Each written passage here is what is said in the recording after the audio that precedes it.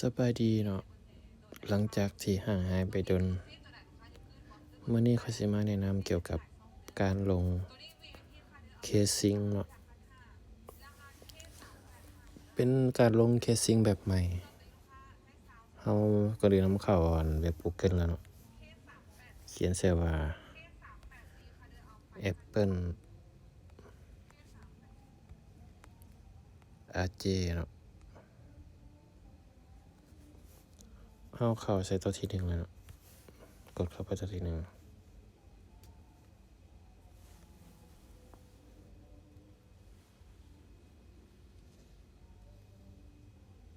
หลังจากนั้นก็ท่าให้มันโหลด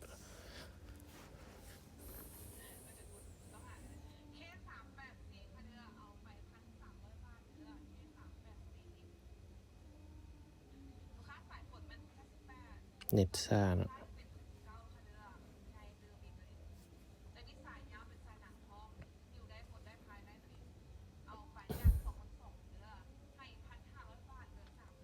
หลังจากนั้นเฮามาเลือกเลยเนาะสิลงเวอร์ชันใดเฮาก็มาเลือกเอาเลย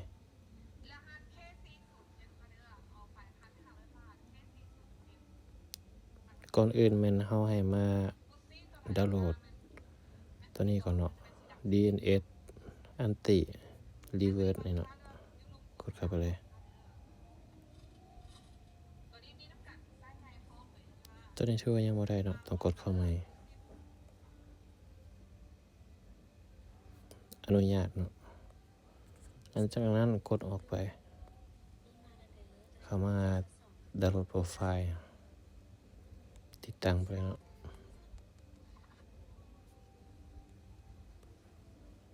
โอเคหลังจากติดตั้งแล้วสิได้ประมาณนี้เนาะ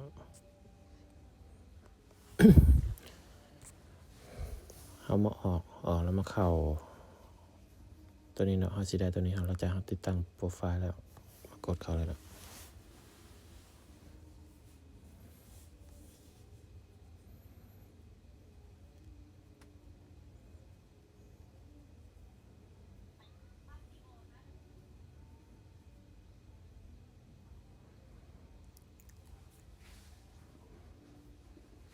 รอท่าเนาะ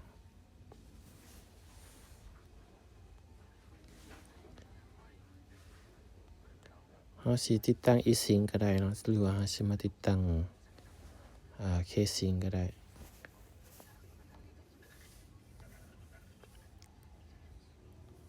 ตัวที่มันค่อยสิยกตัวอย่างตัว K-Sync ซะเนาะค่อยสิลองเบิ่งตัวที่1ลองเบิ่งว่ามันสิได้บ่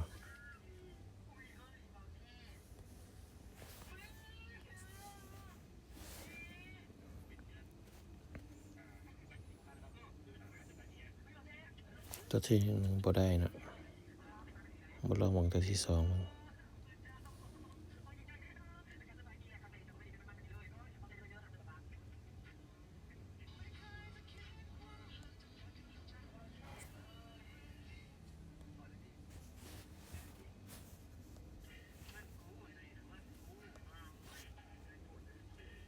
ตัวที่2มันได้เนาะเฮาก็มาลบทิ่มในตัวที่1นี่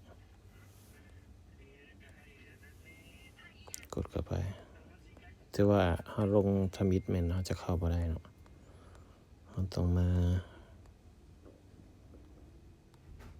เข้าที่ทั่วไปเนาะแล้วจัดการ VPN และอุปกรณ์แล้วกดอนุญาตรวมชุดเนาะ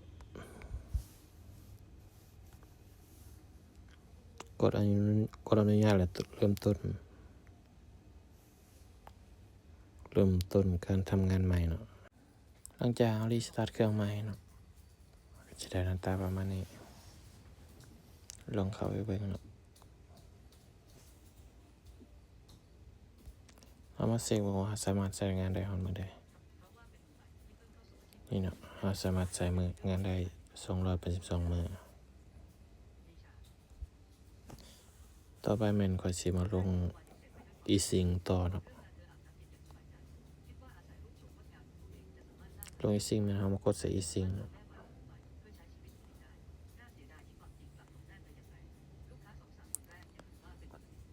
เพราะว่าข่อยโหลดอีซิงตัวที่1มันโหลดบ่ได้เนาะโหลดแค่ซิงแล้วข่อยมาโหลดได้ตัวที่2ข่อยก็สิมาโหลดตัวที่2เนาะกดไป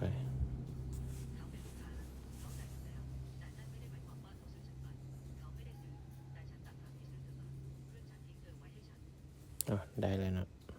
กดเข้าไป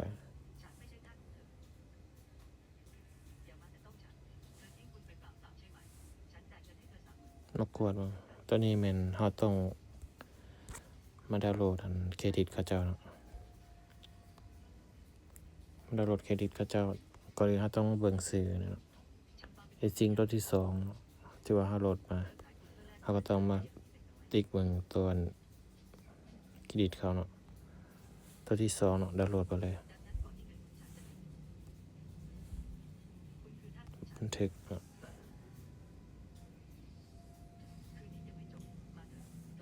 เจอของข่อยโหลดไว้แล้วเนาะบันทึกไปเรียบร้อยแล้วมาเข้าอีซิงเข้า3จุดเทิงๆเข้า import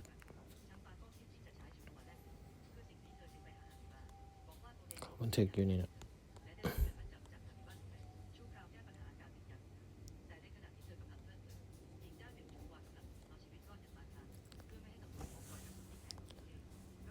แตกไฟล์เนาะ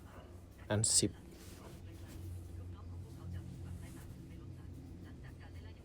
ทดสอบกดเข้าไปแล้วเนาะเราต้องใส่พาสเวิร์ดเราเข้ามาเบิ่งพาสเวิร์ดก่อนพาสเวิร์ดมันตัวนี้มันเนาะกรอบเลยเข้าตัวที่1ก่อนเนาะพาสเวิร์ดแล้วก็มาใส่วางกดวางเลย แล้วแตะเข้าไปอีกทีหนึ่งเนาะอิมพอร์ตเข้าไปอิมพอร์ตตัวนี้เข้าไปอีกทีหนึ่งแล้วกดเป็นวันนี้นี่นะเขาสามารถใช้ได้ถึงปี2018เลยนะเดี๋ยวสิมาลงแอปให้เบิ่ง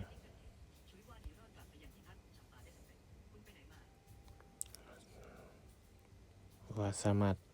ลงแอปได้บ่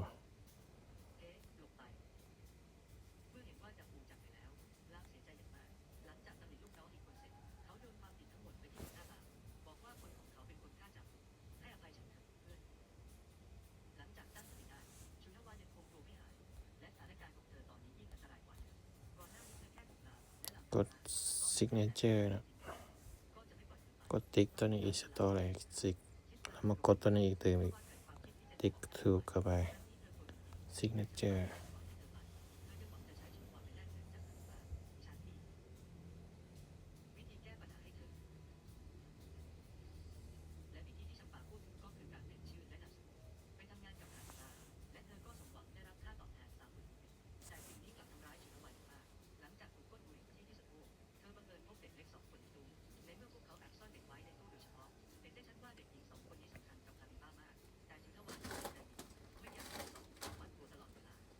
ถือว่าลงได้เนาะ